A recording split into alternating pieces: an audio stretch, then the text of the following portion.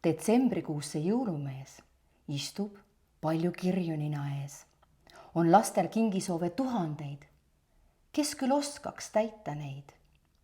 Mari soovib nukukest ja Priit tahab autokest. Kaarel ootab legosid, kui Triinu merisigasid. Nüüd õige aeg on juba käes, vaja jõulumehel kiirustada kõigest väest.